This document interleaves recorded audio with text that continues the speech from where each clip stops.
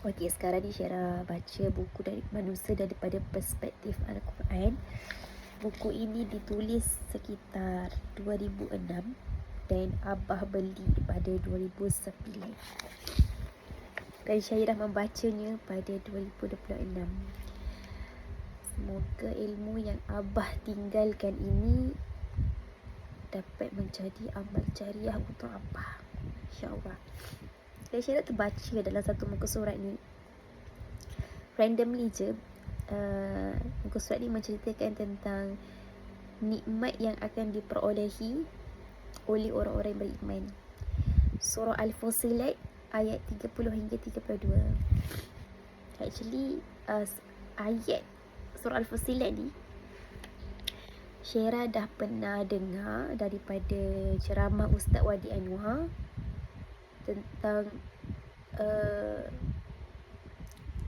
tentang pengalaman ataupun tentang apa yang kita akan rasa pada malam pertama di dalam alam barzah dan kaitan dengan orang istiqomah. Ustaz kata nanti berpandukan dengan ayat Al-Quran ni, Ustaz kata nanti pada malam pertama di alam barzah kita akan melalui, semua orang pasti akan melalui satu keadaan yang mana kita berada dalam ketakutan, kegelisahan, kesedihan yang sangat tinggi.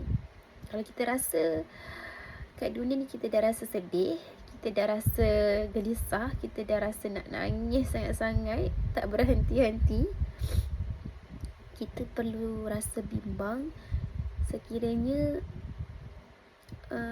kita perlu menghadapi keadaan tersebut kan, disebabkan keadaan di alam barzah adalah keadaan yang ibaratnya macam dunia baru untuk kita, peralihan alam daripada alam dunia kepada alam kematian. Daripada kita hidup dengan orang, kita akan hidup seorang-seorang. Orang akan tinggalkan kita. Sesayang mana pun manusia dengan kita, manusia itu pasti tinggalkan kita.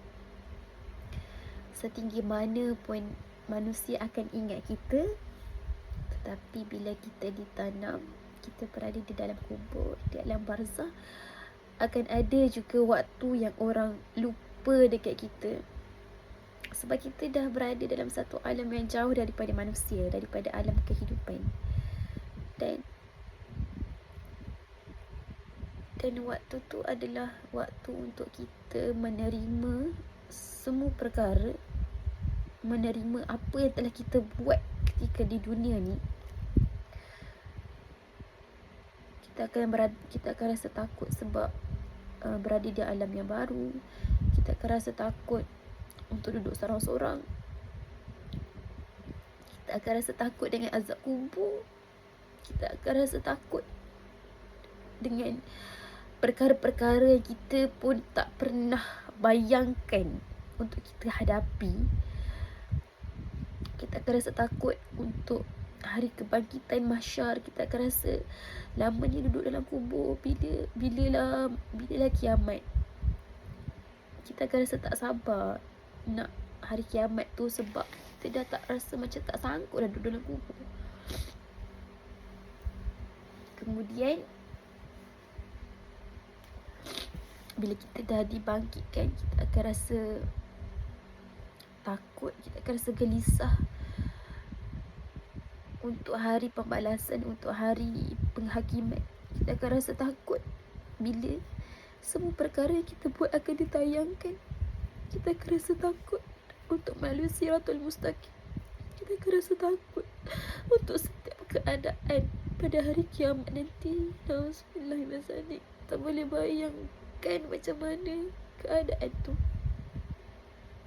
Tapi ayat ni adalah ayat yang mana menceritakan tentang orang-orang istiqomah. Mereka yang meyakini bahawa Allah itu adalah Tuhan mereka, dan mereka hidup dalam keadaan istiqomah, tetap hati dan malaikat-malaikat akan turun kepada mereka dan berkata, janganlah kamu rasa takut, janganlah kamu rasa bimbang, dan bergembiralah. Wa abashiru bil jannah allati kuntum, yang mana telah dijanjikan kepada kamu. Ustaz Wadi Anwar kata, malaikat akan datang kepada kita pada malam pertama di alam barzah, dan malaikat akan berkata kepada kita, janganlah kamu takut, janganlah kamu rasa gelisah wahai si fulan, kerana kamu hidup dengan Allah, kamu hidup dengan istiqamah. Jadi kat sini apa yang boleh kita simpulkan, kita refleksi diri kita, percayalah bahawa setiap perkara kita buat di dunia itu bukan satu perkara yang sia-sia. Ayat ini sebenarnya ayat yang memujuk hati kita untuk istiqamah, untuk tetap melakukan kebaikan. Nak solat awal waktu tu payah, kena istiqamah. Nak baca Al-Quran itu susah, kena istiqamah. Nak zikir panjang pun susah, kena istiqamah. Nak buat baik pun kena istiqamah, sebab bukan mudah. Nak tahan daripada marah susah, tapi kena istiqamah. Nak kena tahan mulut ni daripada berkata perkataan yang memuaskan nafsu kita, kena bersabar, susah, tapi kita kena jaga, kita kena istiqamah. Dan setiap perkara kita buat dalam dunia ni pun, setiap amalan tu kita perlu istiqamah.